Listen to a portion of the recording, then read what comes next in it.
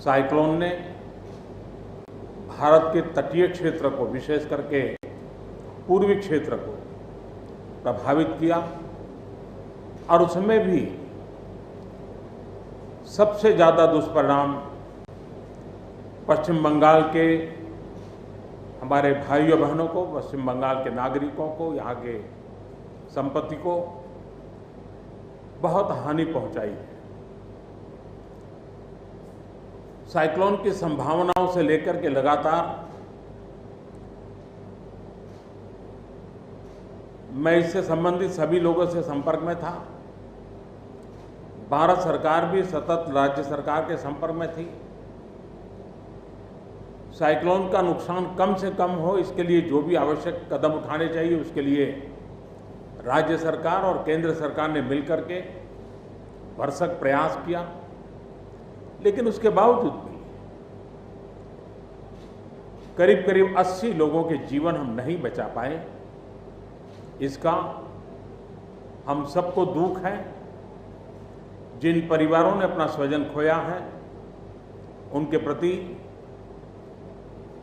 केंद्र सरकार, राज्य सरकार और हम सबकी संवेदनाएं हैं और इस संकट की घड़ी में हम उनके साथ हैं। संपत्ति का भी नुकसान काफी होता है, चाहे एग्रीकल्चर हो, चाहे पावर सेक्टर हो, चाहे टेलीकम्युनिकेशन हो, चाहे घरों का उजड़ जाना हो, अनेक प्रकार का, चाहे वो इंफ्रास्ट्रक्चर का हो, चाहे व्यापार जगत से लोग जुड़े हुए हो, चाहे खेती क्षेत्र से जुड़े हुए, हर किसी को नुकसान होता है। आज मैंने हवाई निरीक्षण करके बारीकी से इस प्रभावग्रस्त विस्तार को मुख्यमंत्री जी के साथ, गवर्नर श्री के साथ दौरा करके उसको देखा है। अभी राज्य सरकार ने और मुख्यमंत्री जी ने विस्तार से मेरे सामने जो भी प्राथमिक आकलन है उसका ब्यौरा दिया है। हमने तय किया है कि हो सके उतना जल्द डिटेल में सर्वे हो, कृषि का हो, पावर सेक्टर का हो, टेलीकम्युनिकेशन का हो, घरों की जो स्थिति है, इंफ्रास्ट्रक्चर की जो स्थिति है।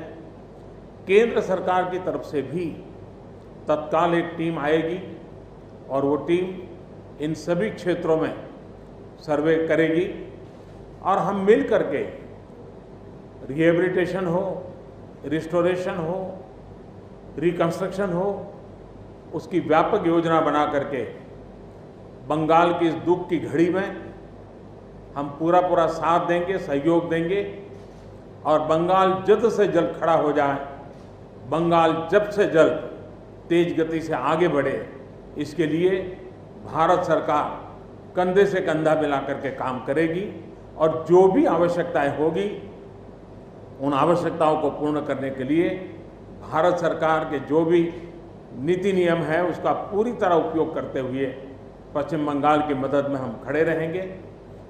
अभी तत्काल जो इस संकट की घड़ी में राज्य सरकार को कठिनाई न हो, इसके लिए एक एडवांस असिस्टेंस के रूप में 1000 करोड़ रुपया भारत सरकार की तरफ से व्यवस्था की जाएगी।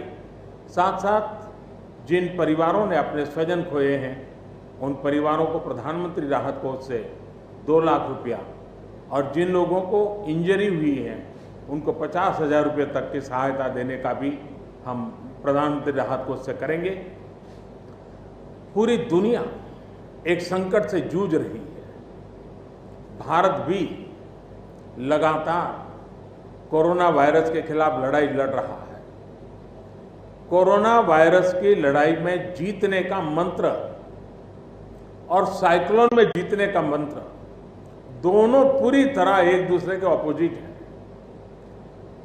कोरोना वायरस से लड़ने का मंत्र है जो जहां है वहीं रहे, जरूरत नहीं हो तब तक घर से बाहर न निकले और जहां भी जाए 2 गज की दूरी बनाए रखे। लेकिन साइक्लोन का मंत्र है कि साइक्लोन आ रहा है, जल्दी से जल्दी सुरक्षित स्थल पर आप शिफ्ट कर जाइए, वहां पर पहुंचने का प्रयास कीजिए, अपना घर खाली कीजिए।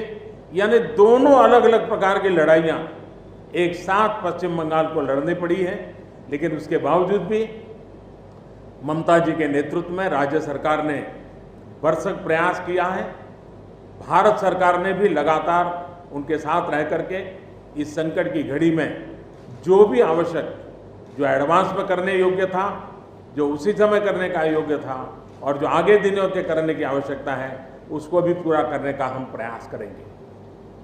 आज समग्र देश को जिनके लिए गौरव है, ऐसे राजा राममोहन राय जी की जन्म जयंती है और उस समय मेरा पश्चिम बंगाल की इस पवित्र धरती पर होना मेरे मन को छूने वाली बात होती है।